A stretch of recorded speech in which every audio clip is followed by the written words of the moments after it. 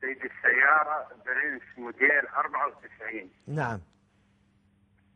ترغم يعني لل40 كيلو تقريبا مربعات حديثة بأطرافها مترامية والقرى والشارع العام والشارع الداخلي. هذه السيارة ترغم القاطع مرور حديثة.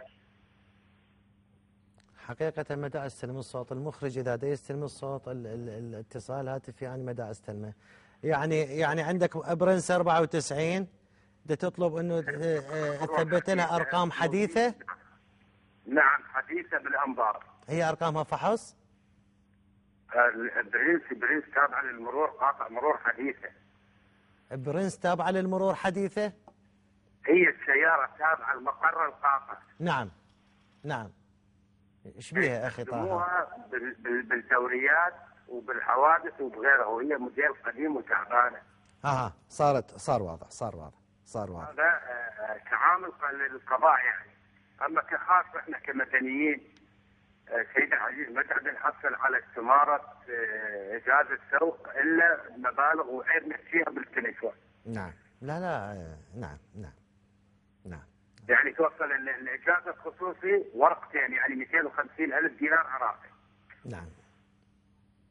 أنا طبعا شاكر لك. أولا بالنسبة للمركبة، المركبات هناك يعني تعلم 2004 2005 مجالس المحافظات مديريات المرور كان النظام المروري بعد الواقع مديرية المرور العامة في طور التكوين، مديريات مرور مجالس محافظات دعموا انه اشتروا لهم سيارات ظلت، لكن هذه السيارات اكيد يعني حاليا تشوف المركبات الامريكيه الاوبترا السني هذه موجوده في كل المحافظات. مديرية المرور العامة سنويا أو بين سنة وسنة تشتري عدد من المركبات من الشركة العامة وتوزعها، هذه إن شاء الله منتهية. أما الستائر الاستمارة طبعا أنا كل حلقة الإخوان المتصلين يريدون يحكوني وإحنا مدى نقدر نحكي بشكل كافي، لأنه هناك إجراءات السيد مدير المرور العام دا يتخذها، هذه كلها الهدف القضاء على مثل هذه الحالات اللي ذكرتها. أخي العزيز أنت تقول عيب نحكي بالتليفون، إحنا واجبنا أن نتقبل من عندك هذه الشكوى، لأن هذه قد تكون شكواك وشكوى غيرك، لكن شلون نحلها؟ الحل إن شاء الله بإذنه تعالى إن شاء الله عن قريب حتى نقضي على مثل هذه الحالات. لكن هو طلب واحد، ليش انه الاستماره كمديريه مرور بدنا نحاسب هسه على اجازات السوق، احنا الى ان نوصل الى عدد محدد كمديريه مرور عامه نعرف انه الاغلبيه او 60 70% حصلوا على اجازات سوق، عاد نبدي نحاسب. لكن شنو الداعي انه هالسرعه والاستعجال في الحصول على اجازه السوق؟ اللي ارجوه اي واحد من الاخوه اسندونا يا اخواننا، اسندونا من تشوفون هيك حاله الاتصالات الشكاوي، يا ريت احمد هم يظهر لي الارقام الهاتف. هذا الخط الساخن اخي في كل مكان من العراق، تستطيع الاتصال بالشكاوى بالخط الساخن، راح يجاوبك اقرب الناس اللي موجود قرب السيد مدير المرور العام ويخبره مباشره. يعني احنا بحاجه الى تعاونكم ويانا للقضاء على هذه الحالات، وترى قوم تعاونت ما ذلت يا اخي. يا ريت هذه اللي يظهر لي اياها الارقام الهاتف اخ احمد تلاحظوها بالتلفاز، هذا اترجاكم انه تسجلوها، الكثير دا يتصلون. يعني قبل فتره شفنا مكان بالشارع خبروني قالوا لي عندنا فلان شكوى، قلت لهم عندكم هذه ارقام التليفونات، روحوا اشتكوا، انا دا اروح 5 دقائق وارجع، اذا ما لقيتكم انا اخذكم للسيد مدير المرور العام. صدقوني رجعت ما لقيتهم، يعني اتصلوا وحصلوا النتيجه. الارقام هي بتوجيه من السيد اللواء المهندس محمد بدر ناصر مدير المرور العام. هذا الخط الساخن اللي تستخدموه 077 095 24953. الرقم الثاني عراقنا. هذه كلها يا اخواني الهدف منها انه تعاونكم ويانا. قد يكون هناك خلل بالعمل، قد يكون هناك حادث اصطدام، هذا اتصالكم قد ينقذ حياة، هذا اتصالكم قد ينقذ إناس من الاستغلال. شاكر لكم اتصالكم اخواني الاعزاء. مديريه المرور العامه قسم العلاقات والاعلام جهودهم طبعا اكيد هم مو لانه انا قسم العلاقات والاعلام، لكن جهود متميزه حقيقه. سبوتات عملوها تمثيليه جميله، الهدف منها هو ارشاد المواطنين وتنبيه على المخالفات التي قد تؤدي الى حادث. تابعوا ويانا.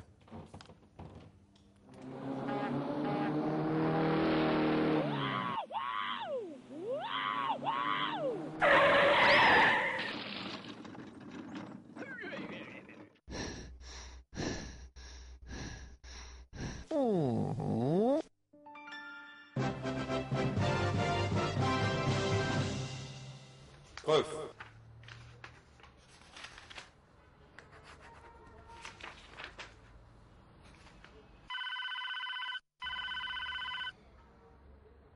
نعم. الو.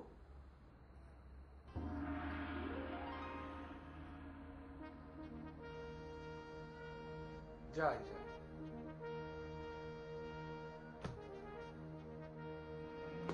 صفي حسابي وياه يدفع ثمن حياته. اهدأ قليلا قبل أن تسوق السيارة.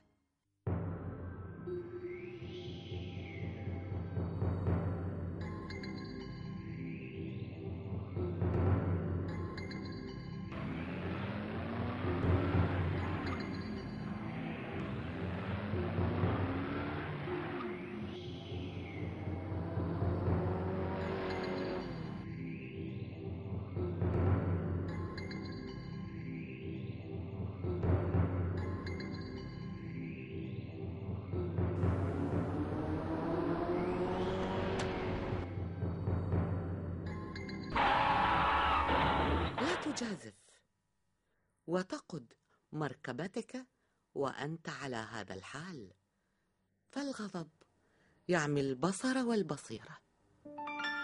قف.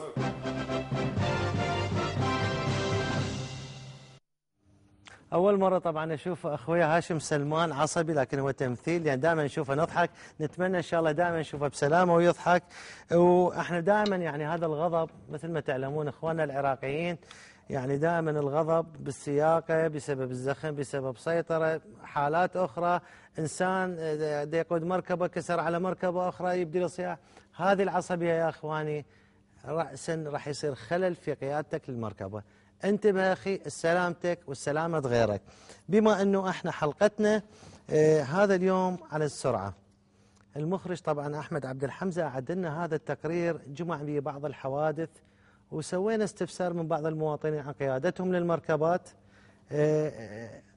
كم يقود مركبته، ايش قد السرعة اللي يقودها سواء في بغداد أو خارج بغداد مع الحوادث. لكن احنا بعدين انتظرونا، راح نعلق بعد التقرير هذا ويانا للتقرير. اولا بصوره نظاميه، هذا طبعا هاي مال شنو؟ لا هاي مال شنو؟ لا هاي حتى من تجي المفرز راسا فوق الركبه على السري. احسن، هاي عرفناها الشغله، لعبوا غيرها بعد. القديمه قديمه يعني ايش قد مجربه ماشي بها سرعه اكثر شيء؟ 140. وين بها مكان؟ على الطرق الخارجيه على الخط السريع.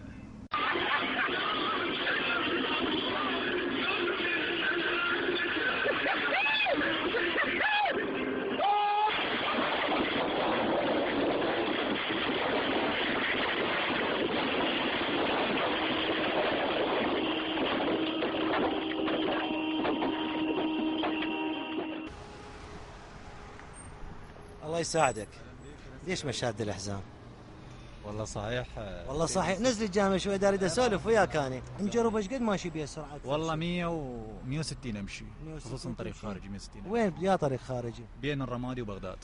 السلام عليكم. ملتزم حزام الامان رابطه، بس تبريد ما بها يمكن وحاره. اي لا هي بيها بس ما وحدك تسوق هاي السياره؟ يعني انا واخويا ونوبات. شلونها بالسرعه هذه؟ والله ما نمشي بها سرعه وازدحامات يعني. خارج بغداد؟ خارج بغداد نمشي فد 100 120 مو اكثر. الله يساعدك. ليش تضحك؟ ليش تضحك؟ شلون الصحه؟ ليش تضحك؟ لا والله قلت له وقفنا لان ما لابسين حزام. يعني تعرف زين ليش؟ مستونا طلعنا منا انا. منين طلعنا؟ منا طلعنا. ليش ما لابسه؟ هو المفروض شنو؟ شو وقت شد الحزام؟ شد الحزام. هاي واحد. اثنين، بالسرعه بيها رزانه لولا؟ لا زينه بالسرعه. يعني ايش قد تقريبا انت مجربها؟ والله ماشي بيها 140 120 بالحد. فقط؟ يعني ما ماشي اكثر منها؟ لا ما ماشي. لا شلون جربتها زينه قلت بالسرعه؟ زينه وهي يعني بين الزينه وبين المو زينه، لانه هسه بالتحركه خفيفه بس بالمشي بالمعدل زينه يعني. 140 ماشي بها اكثر شيء؟